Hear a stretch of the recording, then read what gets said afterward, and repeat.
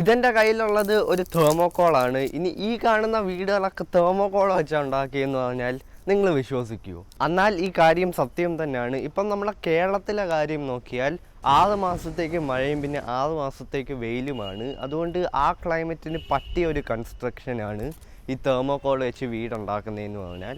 നിങ്ങൾക്ക് ഇനിയും തെർമോക്കോൾ കൺസ്ട്രക്ഷനെ കുറിച്ച് അറിയണമെങ്കിൽ ഈ വീഡിയോ ഫുള്ളായിട്ട് കാണുക.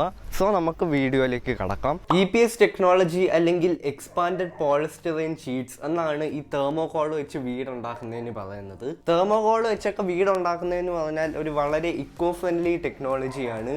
ഇത് ആദ്യം ഇറ്റലിയിലാണ് ഒരാൾ കണ്ടുപിടിച്ചത്. ഇപ്പം തന്നെ ഇന്ത്യയിൽ കുറച്ച് പേര് അത്യാവശ്യം ഹൗസസ് തെർമോക്കോൾ വെച്ച് ഇതുവരേക്കും ഉണ്ടാക്കിയിട്ടുണ്ട്. ഇനി പൊതുവെ നിങ്ങളെ മനസ്സിൽ വരുന്ന വേറൊരു സംശയമാണ്, എങ്ങനെയാണ് ഒരു സാധാരണ തെർമോക്കോൾ വെച്ച് ഒരു വലിയ വീട് ഉണ്ടാക്കുന്നതെന്ന് ചോദിച്ചാൽ, ഇതായി കാണുന്ന പോലെ അത്യാവശ്യം വലിപ്പമുള്ള ഒരു തെർമോക്കോൾ എടുത്ത് ആ തെർമോക്കോളിനെ വെൽഡഡ് വയർ മെഷ് കൊണ്ട് കവർ ചെയ്യും. ഈ പറയുന്ന മെഷ് സ്റ്റീൽ കൊണ്ടാണ് ഉണ്ടാക്കിയത്. അതും വെറും സ്റ്റീലല്ല, ഗാൽവനൈസ് സ്റ്റീൽ എന്ന് പറയും.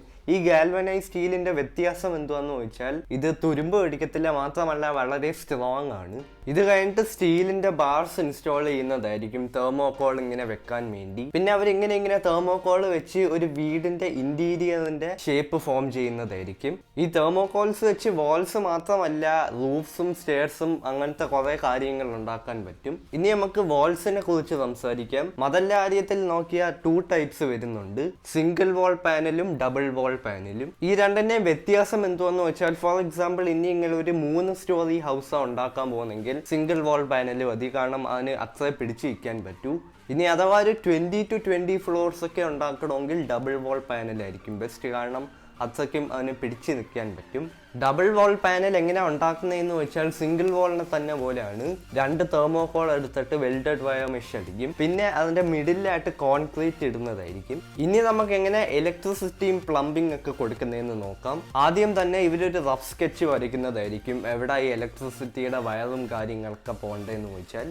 പിന്നെ ഇവരൊരു ഹോട്ട് എയർ ഗൺ എടുത്തിട്ട് ആ തെർമോക്കോളിന് കുറച്ച് ഹീറ്റ് കൊടുക്കുന്നതായിരിക്കും. അപ്പോഴത്തേക്ക് നിങ്ങൾക്ക് അറിയാലോ, തെർമോക്കോൾ ഉരുകി അതിൻ്റെ ഇടയിൽ കൂടെ ഈസി ആയിട്ട് ഈ കാണുന്ന പോലെ വയറും പിന്നെ ഇലക്ട്രിസിറ്റി സ്വിച്ച് ഒക്കെ വെക്കാവുന്നതാണ്. എന്നാൽ ഈ കാര്യം നമ്മൾ ബ്രിക്ക് വെച്ചുണ്ടാക്കിയ ഹൗസിൽ നോക്കിയാൽ മതിൽ ചിലപ്പം ഇടിച്ചു പൊളിക്കേണ്ട സാഹചര്യം വരെ വന്നേക്കാം. ഇനി ലാസ്റ്റ് സ്റ്റെപ്പ് കാണുന്ന പോലെ കോൺക്രീറ്റ് സ്പ്രേ അടിക്കുന്നതാണ്. ഇവര് 2 പ്രാവശ്യം ഈ കോൺക്രീറ്റ് സ്പ്രേ അടിക്കും. ആദ്യം ഈ മുമ്പേ പറഞ്ഞ വെൽഡഡ് വയർ മെഷ് ഒക്കെ കവർ ചെയ്യാൻ, പിന്നെ രണ്ടാമത് ഇവരെന്തിനാ അടിക്കുന്നതെന്ന് ചോദിച്ചാൽ ഫിനിഷിംഗ് ആൻഡ് ലെവലിങ്ങിനാണ്. ഇനി നമുക്ക് വേറൊരു വീഡിയോ കണ്ടു നോക്കാം.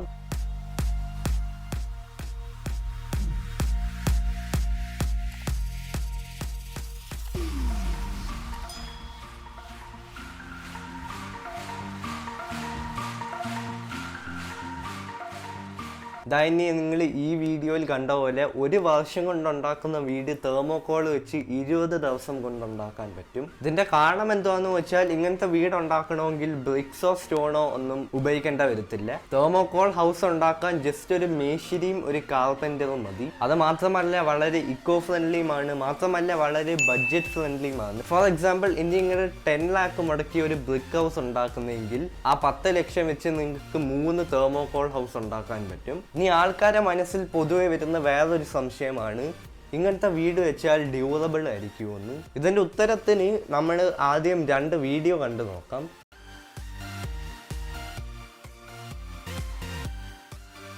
ഇതാ കാണുന്ന പോലെ ഒരു 3 അടിക്ക് ആ ബ്രിക്സിന്റെ മതിൽ പൊട്ടി.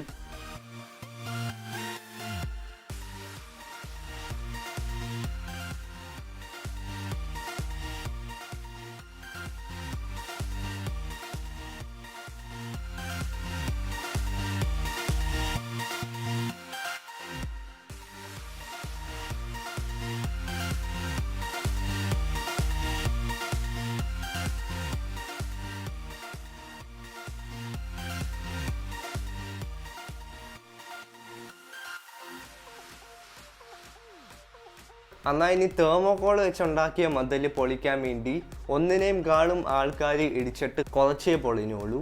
ഇനി വേറൊരു വീഡിയോ കണ്ടു നോക്കാം.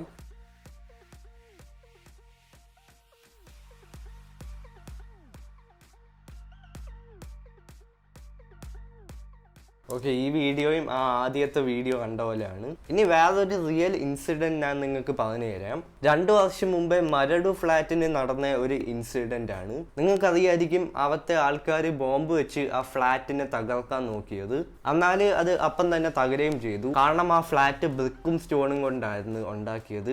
ഇനി അവിടെ ബ്രിക്സും സ്റ്റോണിന്റെ പകരം തെർമോകോളിന്റെ ഫ്ലാറ്റ് ആയിരുന്നെങ്കിൽ ആ ഫ്ലാറ്റ് അന്ന് അവിടെ തകരത്തില്ലായിരുന്നു. ഒരു നോർമൽ ഫ്ലാറ്റിന്റെ ലൈഫ് സ്പാൻ എന്തുവെന്ന് വെച്ചാൽ 30 ഇയേഴ്സ് അല്ലെങ്കിൽ കൂടിപ്പോയ ഒരു 40 ഇയേഴ്സ് വരെ നിൽക്കും. എന്നാൽ ഇനി തെർമോകോൾ വെച്ച് ആ ഒരു ഫ്ലാറ്റ് ഉണ്ടാക്കിയിരുന്നെങ്കിൽ ഇതിന്റെ ഡ്യൂറബിലിറ്റി കാരണം 100 ഇയേഴ്സ് വരെ സർവൈവ് ചെയ്യാൻ പറ്റും. ഇത് ഇത്രയും സ്ട്രോങ് ആയിട്ട് നിങ്ങളുടെ വീട്ടിൽ കള്ളന്മാരൊക്കെ കയറാൻ ഒരിക്കലും സാധ്യമല്ല. ചില കൺട്രീസിലൊക്കെ ആൾക്കാർ ബാങ്ക്സിന്റെ മതിലൊക്കെ ഇങ്ങനത്തെ തെർമോകോൾ വെച്ചാണ് ഉണ്ടാക്കിയിരിക്കുന്നത്. അഥവാ ഇനി നിങ്ങൾക്കൊരു പഴയ വീടാ ഉണ്ടെങ്കിൽ എന്നിട്ട് നിങ്ങൾക്ക് തെർമോകോൾ വെച്ച് ഹൗസ് ഉണ്ടാക്കാൻ ആഗ്രഹമുണ്ടെങ്കിൽ അതും സാധ്യമാണ്.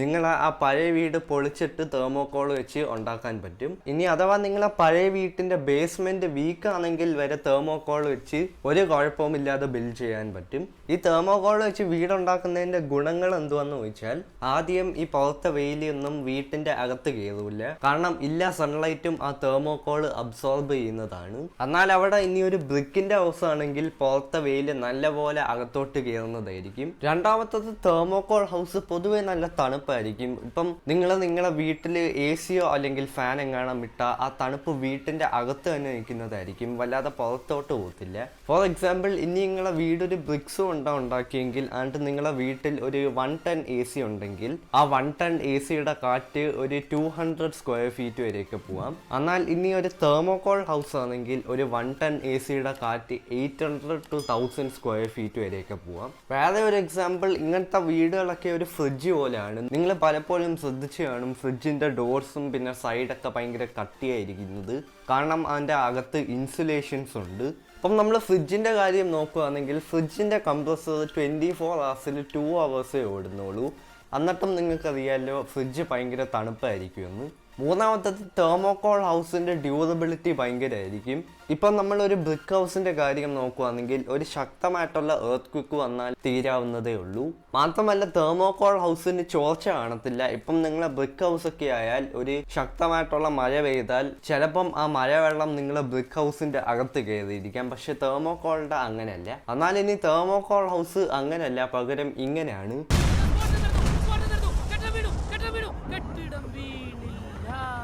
സ്ഫോടനം നടന്നെങ്കിലും കെട്ടിടം വീണിട്ടില്ല. ഇനി എന്താണെന്ന് അറിയേണ്ടതുണ്ട്. അതിന് എഞ്ചിനീയർമാരടക്കമുള്ളവർ വരേണ്ടതുണ്ട്. കാര്യങ്ങൾ ചോദിച്ചു നോക്കാം.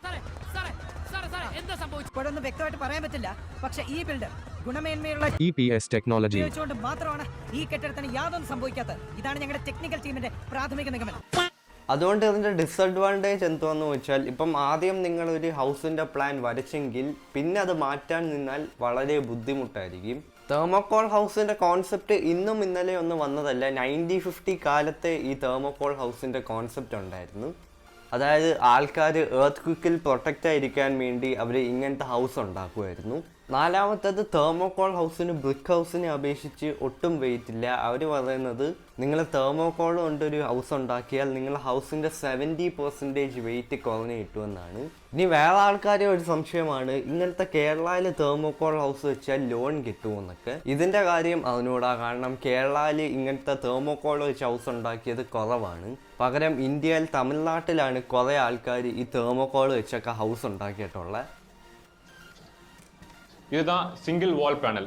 இதில் பார்த்தீங்கன்னா நார்மல் தெர்மாகோல் அது வந்து 3 inch திக்னஸ். அதுக்கப்புறம் வயர் மெஷ் யூஸ் பண்ணுறோம். அந்த வயர் மெஷோட டயா 2 mm. அந்த வயர் மெஷோட ஸ்பேசிங் பார்த்தீங்கன்னாக்க 2 inch ஸ்பேசிங்கில் அதை வந்து பார்பெண்டிங் பண்ணியிருக்காங்க. இந்த காம்பினேஷனை வந்து மோட்டரை வச்சு ஃபில் பண்ணுறப்ப இது வந்து 1/2 அடி செவராக நமக்கு கிடைக்குது. ப்ளஸ் நமக்கு ஏற்கனவே சொன்ன மாதிரி வெயில் சீதோஷ்ண நிலை சமப்படுத்தி கொடுக்கறதுலையும் தீ விபத்துலேருந்து காப்பாற்றுலையும் இந்த தெர்மாகோல் முக்கிய பங்கு வகிக்கிறது. அடுத்ததாக நம்ம பார்க்க போகிறது டபுள் வால் பேனல். சிங்கிள் வால் பேனலுக்கும் டபுள் வால் பேனலுக்கும் என்ன வித்தியாசம் முதல்ல பார்த்துடலாம். சிங்கிள் வால் பேனல் G+3 வரைக்கும் தான் நீங்கள் பண்ண முடியும். அதுக்கு மேலே பண்ணுற கட்டுமானங்கள் மற்றும் பூமிக்கடியில் பண்ணுற கட்டுமானங்கள், பேங்க், லாக்கர், செக்யூரான பிளேஸ், கடைகள், வணிக வளாகங்கள் போன்ற இடங்களில் வந்து இந்த டபுள் வால் பேனலை பயன்படுத்துகிறோம். இந்த டபுள் வால் பேனலில் என்ன டிஃப்ரென்ஸ் அப்படின்னு பார்த்தீங்கன்னா, சிங்கிள் வால் பேனலோட கம்பேர் பண்ணுறப்ப எக்ஸ்ட்ரா 2 வயர் மெஷ் உள்ள வரும். மற்றபடி திக்னஸ் அதே தான். இந்த கட்டுமானத்தில் அதே 2mm டயா வயர் மெஷ் தான் யூஸ் பண்ணுறோம். அதே மாதிரி மோட்டர் வச்சு தான் ஃபில் பண்ணுறோம். இந்த டபுள் வால் பேனல் வந்து G+15 வரைக்கும் இருக்க அடுக்குமாடி கட்டிடங்களில் வந்து வால் பேனலாக பயன்படுத்தலாம். அவுட்டர் வால், இன்னர் வால், பார்ட்டிஷன் வால் எல்லா இடத்துலையும் இந்த டபுள் வால் பேனலை பயன்படுத்தலாம். இப்போ மூணாவதாக நம்ம பார்க்க போகிற பேனல் ரூஃப்க்கு பயன்படுத்துகிற பேனல். இதுக்கு முன்னாடி பார்த்த ரெண்டுமே நீங்கள் வால்க்கு யூஸ் பண்ணுற பேனல். இந்த பேனல் உங்களுக்கு மேலே மூடுறதுக்கு ரூஃப்க்கு யூஸ் பண்ணுற பேனல். இந்த பேனலில் உள்ள அதே மாதிரி தெர்மாக்கோல் வச்சுருக்கோம். இதில் பேனலில் பார்த்தீங்கன்னா பீம் நம்ம நார்மல் கன்ஸ்ட்ரக்ஷனில் பார்த்துருப்போம். இங்கே இது ரிப்புன்னு சொல்லுவாங்க. இந்த ஸ்ட்ரக்சரை ஒரு பாஸ் ஷேப்பில் ஆர் யூ ஷேப்பில் குழி மாதிரி இருக்கும். இதில் அதே மாதிரி வயர் மெஷை கனெக்ட் பண்ணியிருக்கோம். இப்படி பார்த்தீங்கன்னா உங்களுக்கு தெரியும். இந்த வியூவில் பார்க்குறப்ப உங்களுக்கு உள்ளே தெரியுது பார்த்தீங்களா? இந்த இடத்த உங்களுக்கு காங்கிரீட் இன்ஃபில் பண்ணிடும். இந்த ரிப்போட சைஸ் வந்து ஸ்பேனை பொறுத்து அதிகரிப்போம். அது எப்படின்னு சொல்றீங்கன்னா, ஆர்டினரி கன்ஸ்ட்ரக்ஷனில் 1 வே ஸ்லாப் 2 வே ஸ்லாப்னு 2 விதத்தில் முடிச்சிருவாங்க.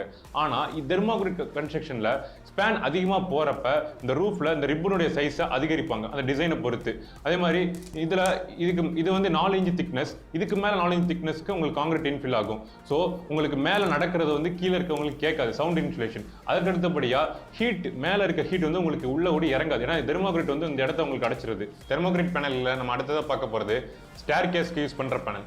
ஸ்டேர் கேஸில் உங்களுக்கு ரைஸ் அண்ட் ட்ரெட் அது காமனாக வர மாதிரி அதே ஷேப்பில் தான் கொடுத்துருப்பாங்க. இதில் இந்த இடத்துல அது கால் பதிகிற இந்த ட்ரெட்டில் உங்களுக்கு உள்ள ரிப் இருக்கும், அந்த ரிப் இருக்கும். அதே மாதிரி பாட்டமில் உங்களுக்கு ஸ்லாப் அது உள்ளே வந்துடும். இதுக்குள்ளே காங்கிரீட் உங்களுக்கு ஒவ்வொரு ஸ்டெப்லேயும் இந்த ட்ரெட்டுக்குள்ளே காங்கிரீட் இன்ஃபில் பண்ணுவாங்க. இப்போ நீங்கள் இதை பார்க்கலாம். இந்த இடத்துல உங்களுக்கு ரிப்பு தெரியும், இந்த மாதிரி அமைப்பு இருக்கும். அதே மாதிரி இந்த ஷேப்பில் பார்க்குறப்ப இது வந்து உங்களுக்கு படிக்கட்டு, இது ஸ்லாப் ஒரு இடத்த தெர்மாக்கோல் இன்ஃபில் பண்ணிடுது.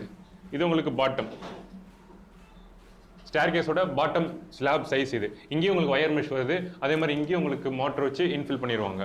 அதே மாதிரி உள்ளார இதே ஸ்டேர்ஸில் இது உள்ள பார்த்தீங்கன்னா இன்னராக பார்த்தீங்கன்னா உங்களுக்கு இந்த உள்ள பீம் இன்செட்டாக இருக்குது உங்களுக்கு தெரியும். இது ரிப் பீம் தான். இது டேரெக்டாக வெர்டிக்கலாக இன்செட் ആകും. ഇത് സ്റ്റെയർ കേസ്. അപ്പം ഇത്രയൊക്കെയാണ് എനിക്ക് തെർമോകോൾ ഹൗസിനെ കുറിച്ച് കിട്ടിയ ഇൻഫർമേഷൻ. സോ നമുക്കിനി അടുത്ത വീഡിയോയിൽ കാണാം.